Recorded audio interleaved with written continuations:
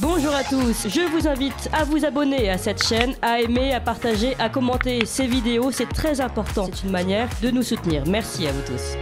Mais avant de recevoir mon invité du jour, notre invité du jour, eh bien, je reçois mon partenaire Alexis Poulain. Bonjour Alexis Poulain. Bonjour Clémence, Vous bonjour à êtes, tous. vous êtes fondateur du site Le Monde Moderne. On va parler du Monde Moderne après et de votre édito, ce que vous mettez à la une du Monde Moderne. Mais tout de suite, nous nous tournons vers notre invité. Ligne droite. Très haut, il y a une place pour nos idées. Vue de haut. Bonjour Pierre-Yves Rougeron. Bonjour. Et merci beaucoup d'être avec nous aujourd'hui pour ce sujet fondamental. Je pense que les auditeurs vont s'accrocher aujourd'hui pour comprendre ce qui se passe, pour mieux comprendre ce qui s'est passé, mais pour mieux comprendre ce qui se passe aujourd'hui sur la scène internationale et notamment en Ukraine. Alors je rappelle que vous êtes juriste, spécialiste en intelligence économique, directeur de la revue Perspective Libre et président et fondateur du Cercle Aristote. Et donc de cette maison d'édition Jean-Cyril Godefroy, vous publiez... Oui. Nous avons une collection chez notre ami Jean-Cyril Godefroy. On a une maison d'édition à côté qui est Perspective Libre. Et chez notre camarade Jean-Cyril, nous avons une collection où nous avons toute liberté, entre autres celle d'avoir publié L'ombre d'Hitler. Voilà, alors L'ombre d'Hitler, qui est en fait la publication d'archives américaines. Donc on va parler tout de suite de ces archives, dont les auteurs sont notamment Richard Bretman et Norman G.W. Goday. Alors je sais pas exactement quel était son nom, avec cette très belle préface d'Éric Branca. Et alors, on va revenir sur ces archives, évidemment, c'est le cœur du sujet. Et vous avez décidé en tout cas de traduire ces archives. Exact. Alors, pour commencer, ces archives, comment fonctionnent les archives américaines?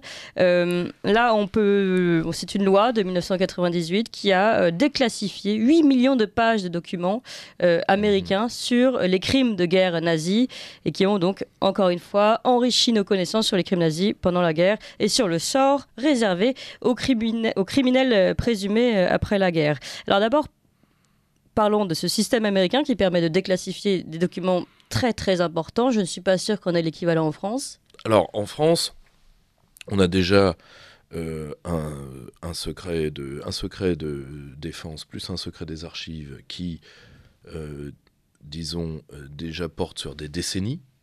Alors, aux États-Unis, il y a un cas problématique, c'est le cas Kennedy, qui est remis d'année en année depuis le rapport Warren.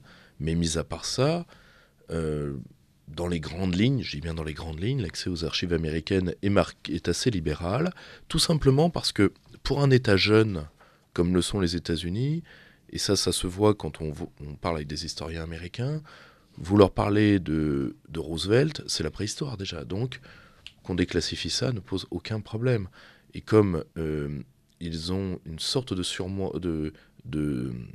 surélévation morale, qui est lié à la destinée manifeste, au fait d'être la nation élue. Oui, d'accord, nous avons été immoraux, d'accord. Enfin, mais comme le disait George Bush fils, nous sommes quand même, c'est la fameuse notion de good guys. C'est quand même nous les gentils, quoi. Donc, d'un côté, oui, d'accord, c'est pas reluisant, mais bon, mais c'est nous quand même. C'est ce qu'explique Éric Branca d'ailleurs dans sa préface, je crois. Il explique bien que finalement c'est presque un signe également de puissance des Américains, Totalement. de toute puissance. Enfin, en tout cas de sentiment de toute puissance. On l'a fait, oui. On vous le dit. D'ailleurs c'est grâce à nous que vous savez que nous reconnaissons que vous l'avez fait. Et d'un côté vous pouvez aller vous faire voir avec cette information. Et il est vrai que ça permet une recherche historique. Je tiens à le dire, il y a une grande spécialiste de l'accès aux archives en France. Alors, elle fera une syncope si elle sait qu'elle est citée Radio Courtoisie, mais qui est Annie Lacroix-Riz, donc l'intellectuel organique du PRCF. C'est du communiste. Elle a écrit L'histoire sous surveillance, qui est pour moi un modèle du genre en termes de recherche. Il y a un véritable problème parce que, on n'était pas déjà dans un système très accessible, on est dans un système qui se raidit. C'est-à-dire que maintenant, y compris quand votre directeur de thèse vous fait les documents nécessaires, on est en droit de vous dire non, peu importe votre sujet, ça ne vous regarde pas, point barre. Et on a des fonds qui ferment, on a des fonds qui disparaissent, ça devient de pire en pire. Alors en plus, maintenant, qu'on a des conseils de défense, des machins, des trucs, ça veut dire que pour les historiens de l'avenir, ça va être encore bien pire, vu que tout passe par le secret défense, maintenant, y compris la politique sanitaire. Tout à fait. Donc, il faut des habilitations, alors que aux États-Unis, vous avez une partie des archives du Congrès, dont ceux-ci, qui étaient en accès sur le site du Congrès. Nous l'avons trouvé parce qu'un de mes collaborateurs que j'aime beaucoup, je sais qu'il nous écoute et que j'embrasse, dans une crise d'insomnie, m'a dit « Tu devrais regarder ça ». Et ceci, 1, est une archive du Congrès des États-Unis, 2, est dans la section matériel pédagogique réservé aux enseignants par la bienveillance du Congrès. Donc pour vous dire que je ne l'ai pas trouvé sur conspi.net. Et non mais il faut quand même se rendre compte que ça, alors qu'aujourd'hui, alors c'est un peu en train de changer grâce à de grands historiens, je pense à Georges-Henri Soutou avec son classique Europa, vous essayez d'enseigner la guerre froide en France, vous l'enseignez aux États-Unis, vous avez l'impression que vous ne parlez pas des mêmes pays, vous ne parlez pas de la même planète. C'est-à-dire que nous avons un problème vis-à-vis de cette période. Nous sommes encore dans l'esprit de la guerre froide, alors que toute la New Left, la nouvelle gauche intellectuelle américaine depuis les années 70, a fait des travaux extraordinaires sur les frères Dulles, sur les Cold Warriors, sur Dean Acheson, sur la réalité de la construction européenne, et sur ça, c'est-à-dire qu'est-ce que les bons gars ont fait, et malheureusement, nous n'avons pas l'équivalent, et nous n'avons pas suffisamment d'éditeurs pour les traduire. Alors, vous avez, pris et fait le choix de les traduire. Alors, décrivez-nous ce que vous avez découvert à ce moment-là, quand votre collaborateur vous a dit de pointer le nez dans ces archives. Et pourquoi vous avez décidé de les déclassifier, pas de les déclassifier, mais de les traduire. De les traduire, alors, c'est assez simple. Moi, si vous voulez, moi, je suis historien des idées de formation de base. D'accord ? Je suis spécialisé sur les années 30. Secteur un peu glissant de ma formation, peu importe. Il y en a qui dérapent, il y en a qui sont la glace, vous savez ce que c'est. Bon. Et aujourd'hui, alors que par exemple, grâce à l'extraordinaire revue Guerre et Histoire, grâce à des gens comme Jean Lopez, là il reste un peu la guerre du Pacifique qui est entièrement à refaire, mais la Seconde Guerre mondiale, on a à peu près tout maintenant. Grâce surtout, on a beaucoup travaillé l'extermination à l'Est, la Shoah par balle, et l'extermination des Slaves par les nazis qui avait été totalement gommée, dont on était au courant, mais dont on ne voulait pas les détails, parce que les Slaves qui étaient gentils, parce que les nazis les avaient touchés, devenaient les soviétiques après. Et là, d'un seul coup, ils étaient moins gentils, donc leur sort intéressait déjà beaucoup moins. Or, aujourd'hui, ces archives-là, nous les avons. Nous les avons travaillées. Maintenant, il y a toute la guerre froide qui est à réécrire. Pas à titre idéologique, c'est qu'aujourd'hui, nous avons les documents, nous savons que ça ne s'est pas aussi bien passé que ça. Or, là-dedans, qu'est-ce qu'on trouve ? On trouve le parallèle de l'opération dit Paperclip, dit opération presse-papier, ça qui commence à être connu, c'est-à-dire comment on a fait une lessiveuse à vilain vis-à-vis des anciens criminels de guerre nazis. Donc ça, vous avez des détails, entre autres, sur Gehlen, des fameux réseaux Gehlen, c'est-à-dire l'un des maîtres espions du Reich.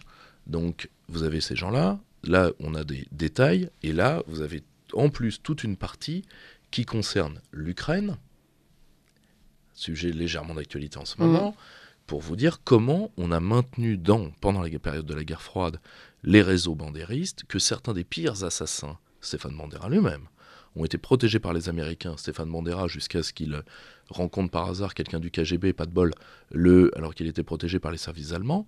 Mais par exemple, un de ses seconds va mourir en 86, après avoir été de multiples fois félicité à titre personnel par Ronald Reagan. Et malheureusement, ce sont ces réseaux-là qui ont été nourris. Alors même financièrement, ils ont été. Ça on le voit bien. À un moment donné, ils cherchent, ils sont plus. Alors il y a quand même des allées et venues des Américains qui par moments se disent finalement Bandera est un peu dans le jeu. Mais dans ce cas-là, c'est les Britanniques qui prennent le relais. Après les Italiens, enfin bon. Ça... non, mais c'est très simple. Il va faire tout le tour du bord de l'OTAN, quoi. C'est aussi simple que ça. Or, ces gens-là, pour la plupart, vu leur CV que nous connaissions parfaitement. Oui, mais j'aimerais bien qu'on le rappelle quand même sur CV, parce que là, il y a quand même des choses qu'on découvre dans ce livre. C'est très simple. Pour les bandéristes, c'est la participation à la Shoah par balle, c'est très net. C'est l'extermination des Juifs, c'est c'est les exterminations anti-polonaises qu'on mésestime souvent. Très intéressant, on la lit très bien dans votre livre. D'ailleurs, à un moment donné, je lis 10 000 Polonais en une journée ont été exterminés par les bandéristes. En une journée.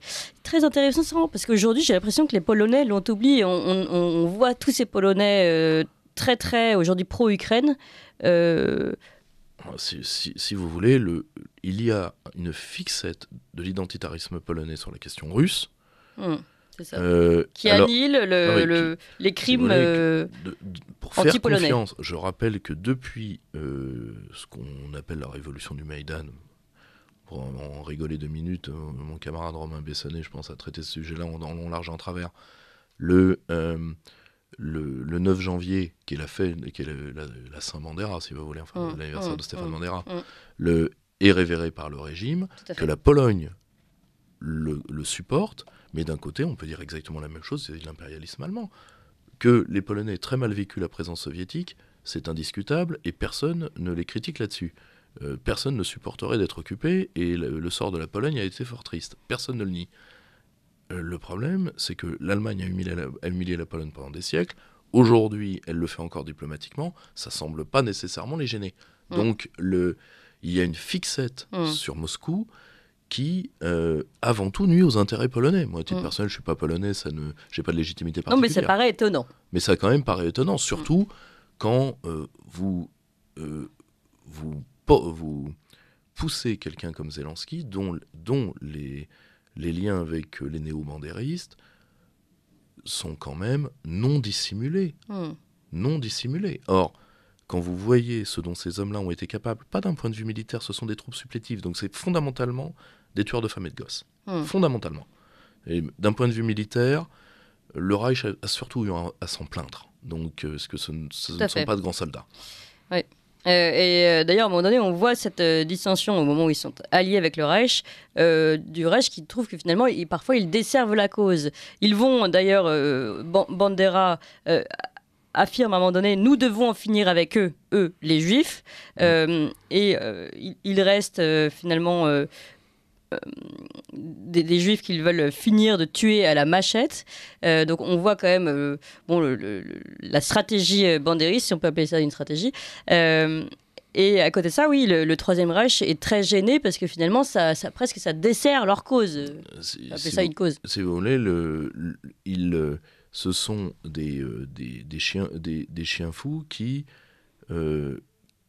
risquent de révéler le processus d'extermination qui est dans les mains de la SS. Donc, à un moment, d'ailleurs, les meilleurs d'entre eux, on les met dans la SS, la section, enfin la division SS Rossignol. Donc, mais les autres, ce sont avant tout ce qu'on appelle des volontaires et qui vont servir de troupes supplétives et dont la violence, parce qu'elle est visible, devient problématique. Si vous voulez, le parallèle est évident avec l'Ostacha croate, mais l'Ostacha croate là par contre est militairement quelque chose de solide, en plus d'être pour les civils particulièrement de nos amis et frères serbes, d'avoir été d'une cruauté inimaginable. Alors, on va partir donc là, c'est l'alliance avec le Reich, et ce qui nous intéresse tout particulièrement aujourd'hui, c'est évidemment l'alliance, enfin les services américains puis britanniques qui vont se servir en fait de quoi ? Du nationalisme de Bandera et surtout de son soviétisme ou anti. Alors, c'est ethnique, c'est de l'antislavisme, alors que les Ukrainiens sont des Slaves ethniquement. Pour la plupart, enfin, si vous voulez, les rattacher au germanisme, si vous voulez, je veux bien que aujourd'hui, qu'il y ait une tendance bric et de broc dans une partie de ce type d'identitarisme où chacun pense qu'il est cousin de Thor, mais si vous voulez, il y a un aspect légèrement délirant quand même. Or, en plus d'être un anti-bolchevisme, c'est un anti-slavisme, c'est ethnique. Et il ne faut pas oublier que c'est eux qui vont à plein utiliser ce mythe atroce qui va servir à la Shoah, qui est que le bolchevisme, il ne faut pas l'oublier, est, disons, une sorte de maladie que les élites juives révolutionnaires ont donnée au peuple russe. Les bandéristes vont jouer à ça à plein pour justifier à la fois leur antisémitisme et leur haine des Russes, auxquels ils vont additionner les Polonais. Donc, plus quelques autres minorités, Magyars, etc., sur lesquels ils vont taper aux marges. Mais les 3 cibles premières, c'est les Polonais, les Juifs et les Russes. Les Américains vont les utiliser au sein de toute la machinerie Gulen, les Américains et les Allemands, parce qu'ils sont prépositionnés, parce qu'ils ont au moins une expérience en termes de renseignement du terrain, et on va les faire vivre dans l'après-guerre froide, on va les subventionner, et évidemment, quand la situation va se dégeler par la chute de l'URSS, ces gens-là vont, comme un champignon sous la pluie, sortir de terre, mais ils ont toujours été là. Oui, et toujours été financés, alimentés, suivis. Alors évidemment, tout ça est très intéressant pour mieux comprendre ce qui se passe aujourd'hui. Alexis Poulain, j'imagine que vous aussi, ça vous a beaucoup intéressé. Oui, alors ce qui est étonnant, c'est ce que disait Pierre en introduction, c'est-à-dire que ces documents sont publics et que on a la documentation de l'exfiltration des criminels de guerre nazis par les services anglo-saxons qui ont finalement fait le succès des États-Unis après-guerre dans cette guerre froide terrible. La question qui se pose, c'est dans quelle mesure finalement l'acceptation de ces savants, de ces scientifiques, de ces espions ne vaut pas validation du concept finalement nazi par l'Empire américain. Alors, ça c'est la question la plus terrible, parce que là, elle jette un doute moral sur toute la croisade des démocraties pendant la guerre froide. Or, parce que, moi je peux vous le dire, j'ai vu au Parlement européen, quand j'y étais, j'ai vu les ancêtres du bataillon Azov, j'ai vu Pravé Sector arriver. Ils venaient de prendre la mairie de Kiev. Et je peux dire que c'était absolument lunaire. Absolument lunaire. Quand vous avez des gens dont on désigne le seul qui n'est pas tatoué sur le visage pour parler publiquement, parce que c'est vrai quand même que ça fait désordre. C'est un petit peu gênant. Et si vous voulez, un skinhead aviné ou un hooligan pâteau est un agrégé de grammaire ménestrel à 16 heures à côté, et que vous avez une commission des affaires étrangères qui est vide à 99% du temps. J'y ai siégé sans discontinuer 5 ans pour le compte de mon patron, et qui là est pleine à ras-bord et que tout le monde veut toucher comme pour toucher les écrouelles des mains qui ont du sang russe sur les mains, vous posez des questions. Or, le problème, il faut être très clair, la captation de technologie, les soviétiques aussi l'ont fait. Ça, à la rigueur, aussi détestable que soit von Braun, à la rigueur, ça, c'est une politique d'accumulation de puissance. Oui. C'est pas reluisant, mais ça, au moins, je ne dis pas que ça se justifie, je dis que ça s'explique. Mais pas eux. Pas eux. Ce sont de mauvais soldats, déjà, de base. Ce sont de mauvais soldats.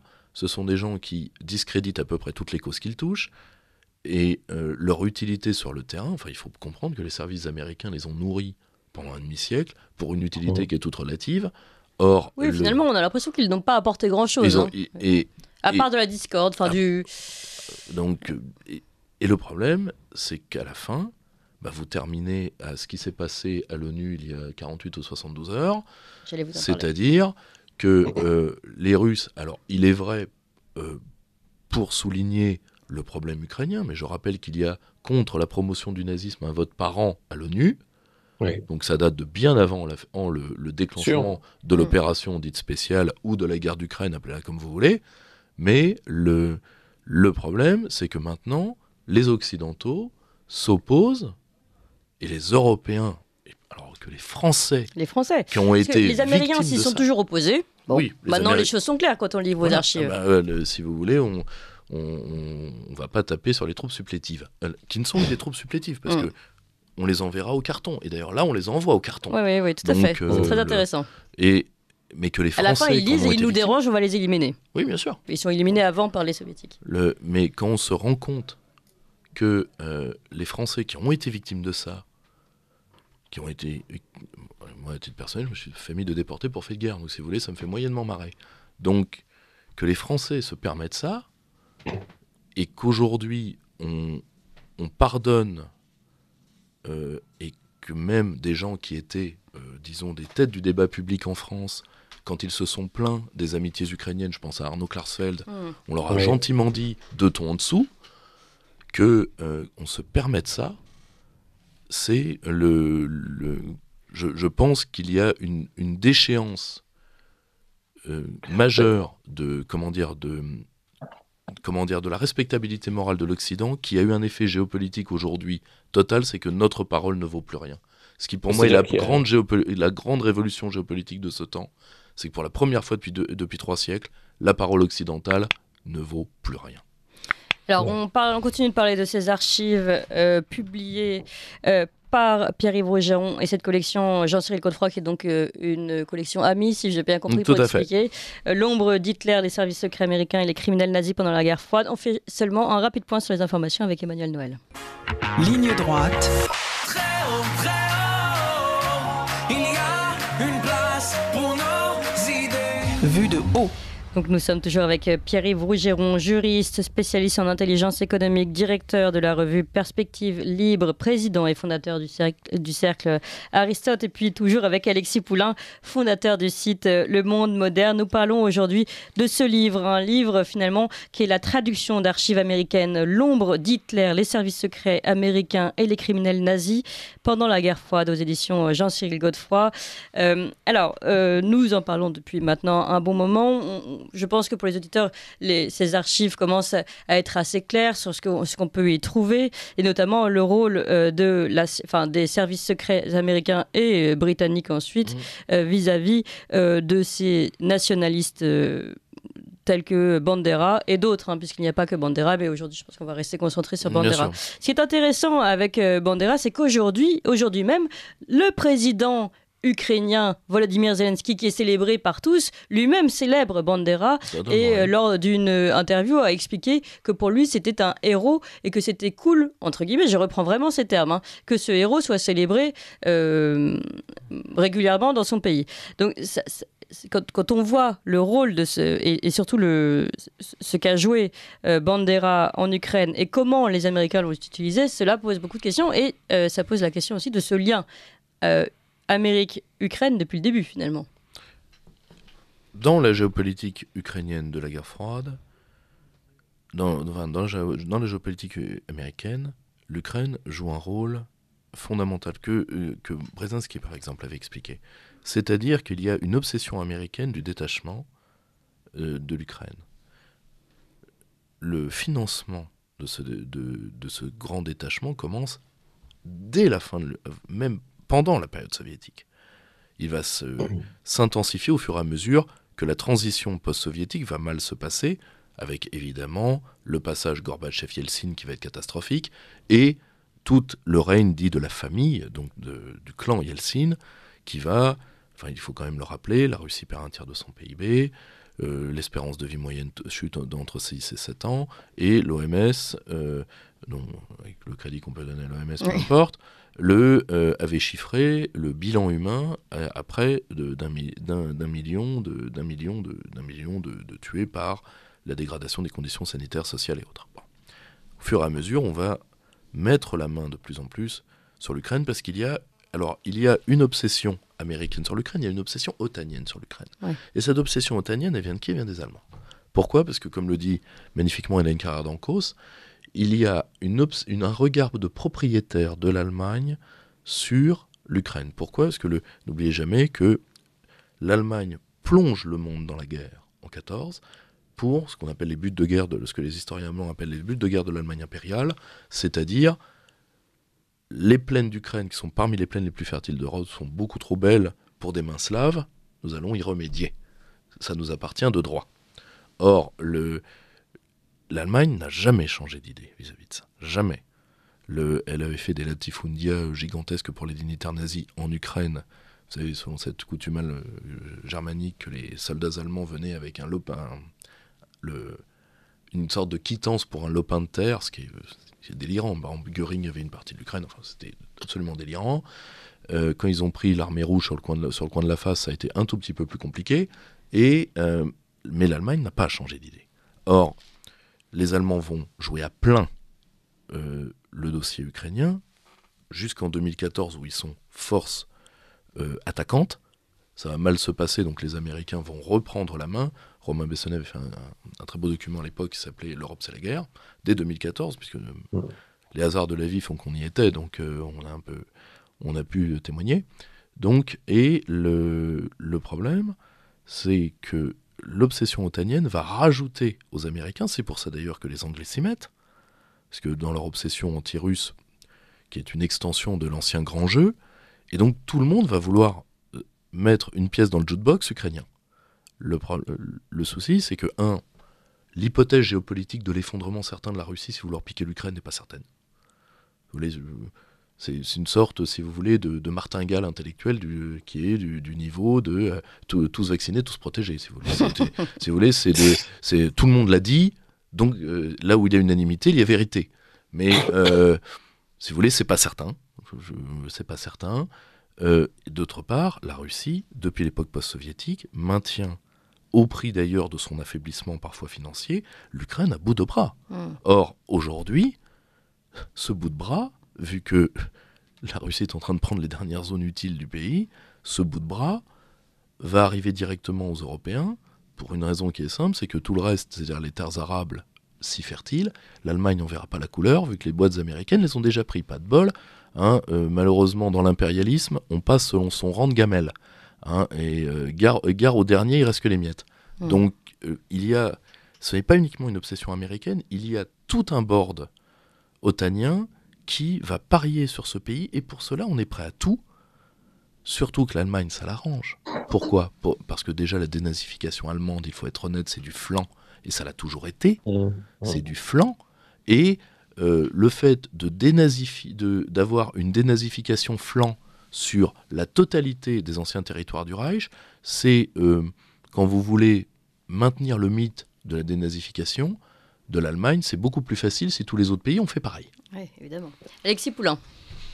Oui, ce qui est incroyable, c'est de voir finalement la survivance du nazisme après la guerre, par les raisons de renseignement, mais aussi par cette fausse dénazification, et aujourd'hui de voir l'OTAN totalement alignée sur finalement une lecture du monde anachronique.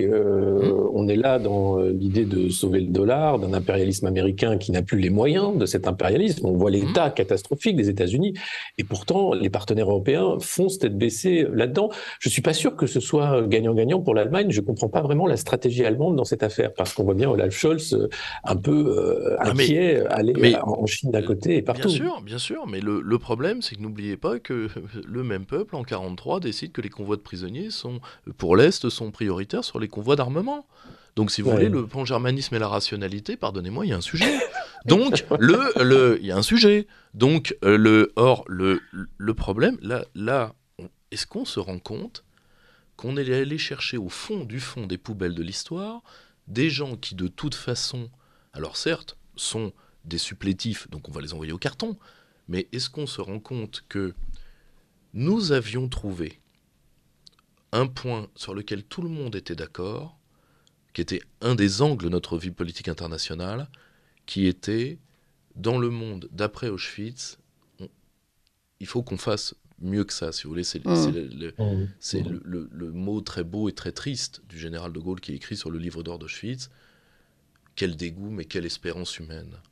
Or, nous avions au moins le plus jamais ça, et aujourd'hui, on va chercher